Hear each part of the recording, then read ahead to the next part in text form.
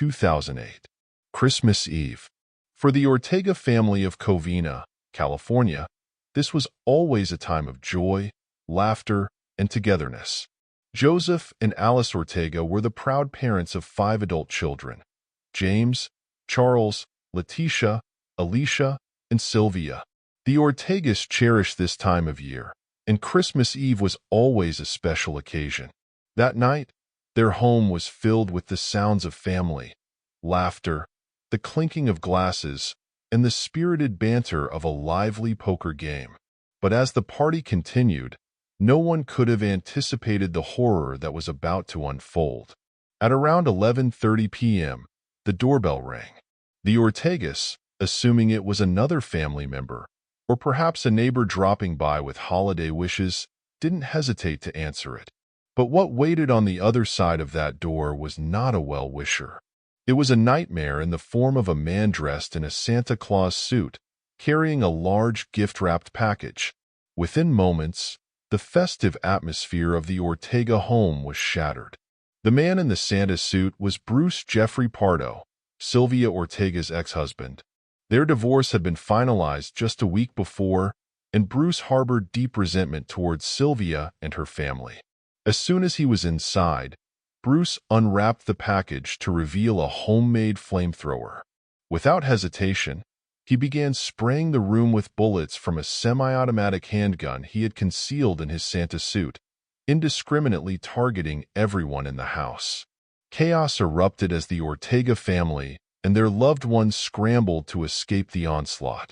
Amid the chaos, some managed to flee through windows and into the night, while others tragically did not. When Bruce was finished with his brutal assault, he used the flamethrower to set the house ablaze. The flames rapidly consumed the Ortega residence, turning the once festive home into an inferno. As the fire raged, neighbors frantically called 911. One caller, in particular, could barely contain their panic as they screamed into the phone, "Come immediately! They're burning down someone's house." The Corvina Fire Department responded swiftly, but by the time they arrived, the house was engulfed in flames. First responders were greeted by a scene of utter devastation. The once peaceful neighborhood was now the site of one of the most gruesome crimes in Corvina's history. As the flames were extinguished and the smoke began to clear, the full extent of the horror was revealed. 9 members of the Ortega family, including Joseph and Alice, lost their lives that night. But the terror didn't end there. After committing this unspeakable act, Bruce Pardo fled the scene. However, his plan to escape justice was short-lived. He drove to his brother's house in nearby Sylmar, where he later died from a self-inflicted gunshot wound. When police arrived at the scene, they were confronted with unimaginable devastation. Amidst the chaos and confusion, the only members of the Ortega family they could locate were Letitia, her husband, and their 8-year-old daughter. Letitia, in a desperate bid to survive, had managed to escape the inferno, leading her family to the safety of a neighbor's house. But the nightmare didn't end there for Letitia. In the midst of Bruce Pardo's brutal attack, her young daughter had been shot. The injuries were severe, and with no time to spare, Letitia and her husband rushed their daughter to the hospital, leaving behind a scene of horror that no one should ever have to witness. At the hospital, Letitia clung to the hope that her daughter would survive, even as the weight of the tragedy pressed down on her. The doctors worked tirelessly to stabilize the young girl, who, despite her injuries, was a fighter. As news of the massacre spread, the community of Corvina was thrown into mourning. Friends, neighbors, and strangers alike were left grappling with the enormity of what had happened. For Letitia, the trauma of that night was compounded by the devastating loss of her parents, her siblings, and other loved ones. In the blink of an eye, her entire world had been turned upside down, and she was left to pick up the pieces of a life shattered by one man's violent rage. As the investigation unfolded, details of Bruce Pardo's meticulous planning began to emerge. It was discovered that Pardo had been struggling financially and emotionally in the months leading up to the attack. His recent divorce from Sylvia Ortega had left him bitter and resentful. He had lost his job, was facing mounting debt, and had become increasingly isolated. Instead of seeking help, Pardo chose to channel his anger into a meticulously planned act of revenge. The Santa suit he wore was designed to conceal his weapons, and the homemade flamethrower was a chilling testament to the lengths he was willing to go to inflict pain and suffering on those he blamed for his misfortunes. He even had a plane ticket to Canada, suggesting that he had intended to flee the country after the massacre, but his plans unraveled as the night wore on. In the aftermath, the Corvina community struggled to come to terms with the sheer brutality of the crime. The Ortega family, once a symbol of love and togetherness, had been torn apart in the most violent way imaginable. And while Bruce Pardo's death meant that he would never face justice in a courtroom, the scars he left behind would last a lifetime. Leticia Ortega, the sole surviving member of her immediate family, became the heart of the investigation. Her courage in the face of such overwhelming tragedy was nothing short of remarkable. Despite her own grief, she cooperated fully with law enforcement, providing them with crucial information about Bruce Pardo and the events leading up to the massacre. In the years since the tragedy, Leticia has worked to rebuild her life, holding on to the memory of her loved ones and the resilience that saw her through that horrific night. The Ortega family massacre remains one of the most chilling and senseless acts of violence in recent history, a reminder of the darkness that can lurk behind even the most seemingly festive of occasions. When the police learned the details of what had transpired, they were stunned. The image of someone dressed as Santa Claus, a figure synonymous with joy and goodwill, arriving at the Ortega home only to unleash such horrific violence was unimaginable. The chaotic scene at the Ortega residence painted a grim picture, and the investigation was immediately launched with a sense of urgency. As officers worked to piece together the events of that night, they received a crucial tip from a neighbor. She and her husband had seen a car leaving their cul-de-sac at approximately 11:45 p.m., just moments after the attack. The description of the vehicle was promptly broadcast in an all-points bulletin, APB, and the search for the perpetrator intensified. Meanwhile, investigators began the grim task of sifting through the scorched remains of the Ortega home. The fire, fueled by the homemade flamethrower used by Bruce Pardo, had reduced much of the house to rubble. But as the flames subsided, the true extent of the massacre became heartbreakingly clear. Amidst the charred debris, police discovered the bodies of the missing Ortega family members. The fire had burned so intensely that many of the victims were unrecognizable. It would take time and forensic analysis to identify each of them, but it soon became evident that 9 members of the Ortega family had been mercilessly murdered that night. The victims included Joseph and Alice Ortega, the beloved patriarch and matriarch of the family, along with their sons James and Charles, and daughters Alicia and Sylvia. Also among the dead were other relatives who had come to celebrate Christmas Eve with the Ortegas. The joyful occasion had turned into one of the deadliest massacres in recent history, leaving an entire community reeling in shock and grief.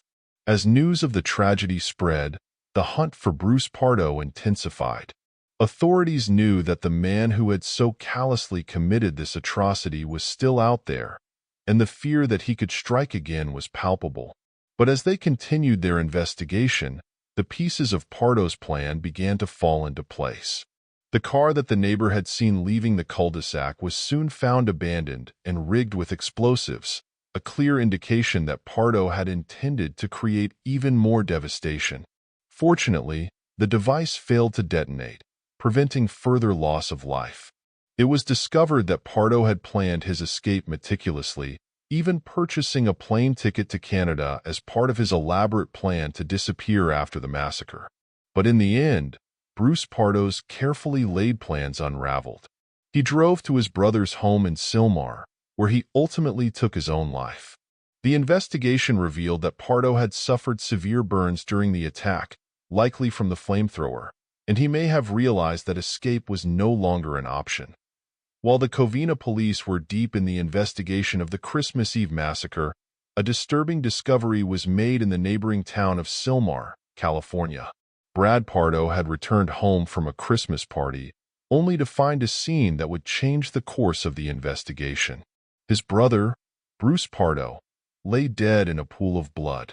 When the police arrived, they found Bruce Pardo with a single gunshot wound to his head. A 9mm pistol rested in his lap, and another 9mm handgun was found on the floor nearby. The scene was unsettling, and the presence of a second bullet hole in the ceiling raised questions about whether Bruce had been alone in his final moments. Was there another shooter, or was the additional bullet the result of a failed suicide attempt? The police needed answers. As investigators delved into Bruce Pardo's past, they discovered a key piece of information that would connect the dots between his death and the tragedy that had unfolded at the Ortega home. Bruce had an ex-wife, Sylvia Ortiz, and their divorce had been finalized just a week before Christmas, on December 18, 2008. As the investigators dug deeper, they uncovered something even more chilling. Sylvia's maiden name was Ortega. She was one of the victims killed in the brutal massacre on Christmas Eve. The realization that Sylvia was a member of the Ortega family made it clear that this was no random act of violence. The police began to piece together the timeline of events and motives that led Bruce Pardo to commit such an atrocity. The murders of Sylvia and her family were not just a coincidence.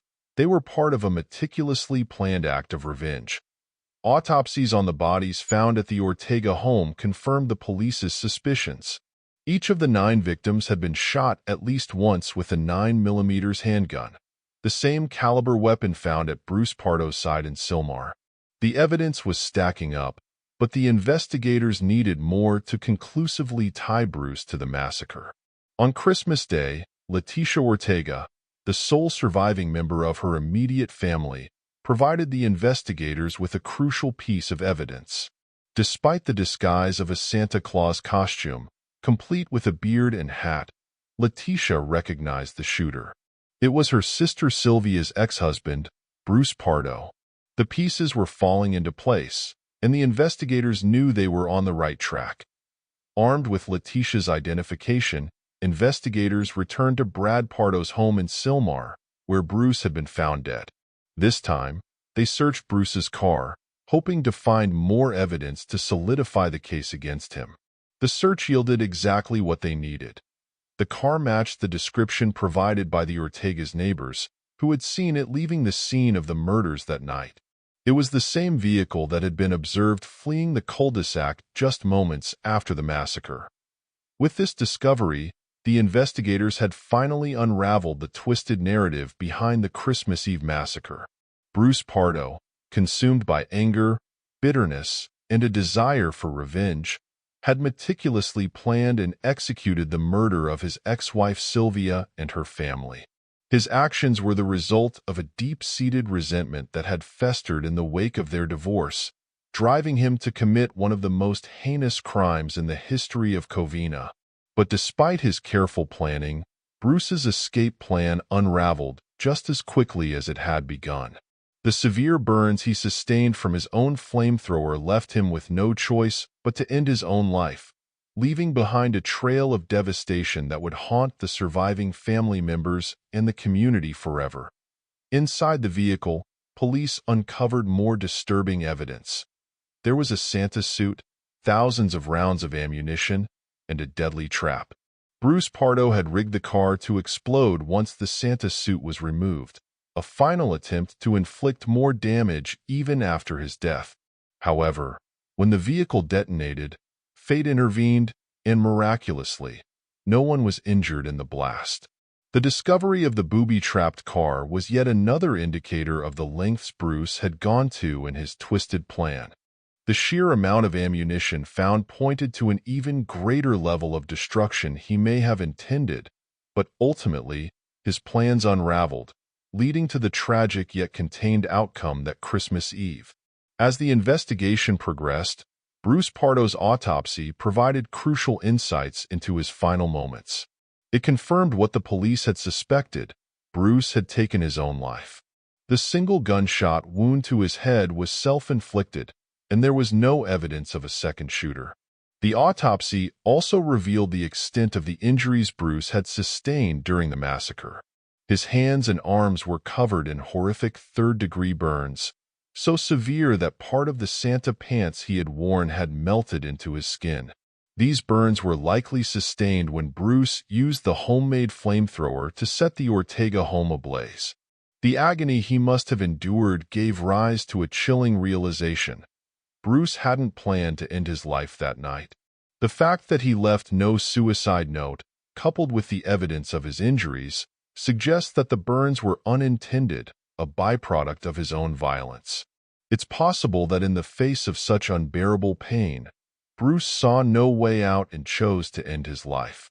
The investigators' findings painted a picture of a man who had meticulously planned a horrific act of revenge, but whose plans unraveled in the most gruesome way. Bruce Pardo had gone to extraordinary lengths to ensure the complete devastation of the Ortega family, but in the end, he was undone by his own brutality.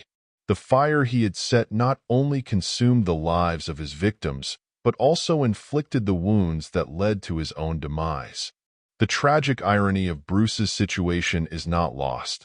His need for control, for revenge, was so great that he meticulously planned every detail. Yet it was the very act of carrying out this plan that spiraled out of his control and led to his death. His attempt to escape the consequences of his actions by fleeing to Canada was thwarted by the severe injuries he sustained, leaving him no choice but to take his own life. Around the same time that investigators were piecing together the events of the Christmas Eve massacre, a resident in Pasadena reported a mysterious car parked in front of his home. When police ran the plates, they discovered the car had been rented by none other than Bruce Pardo. Although this vehicle wasn't rigged with explosives like the one in Sylmar, it was packed with supplies, items that suggested Bruce had been planning an escape. Inside the car, police found a computer, clothes, water, food, and maps of the U.S. and Mexico, all pointing to the possibility that Bruce intended to flee to Mexico after his killing spree. But there was something even more chilling about the car's location.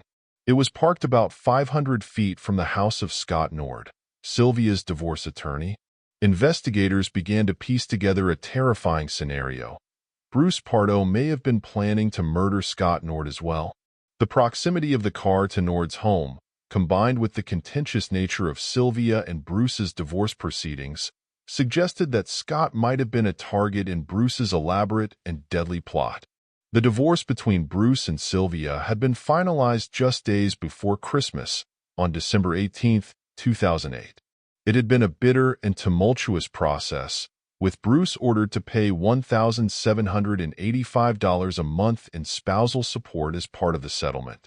But by the time the divorce was finalized, Bruce was no longer employed, and the spousal support payments were waived.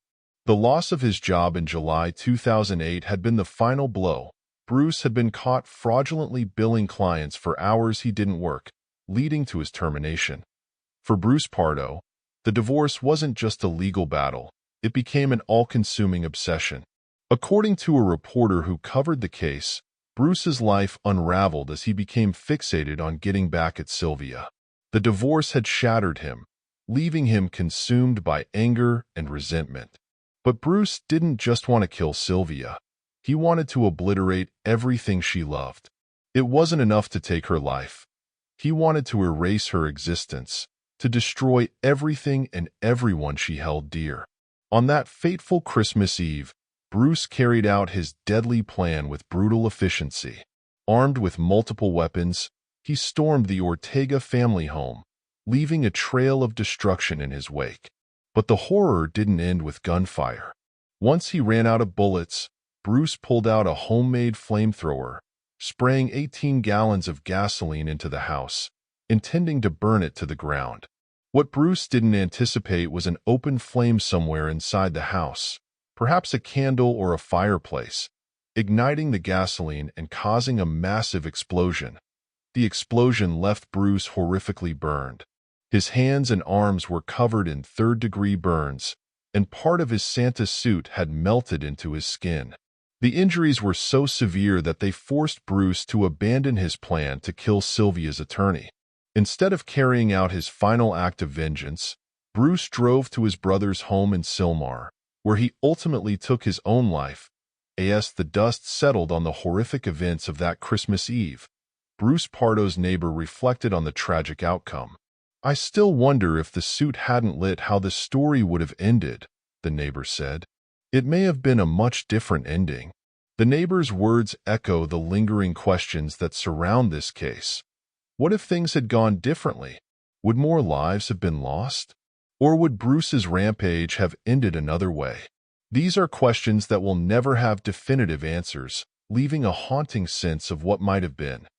Nearly 8 years later, in 2016, Leticia Ortega, the sole surviving member of the immediate Ortega family, spoke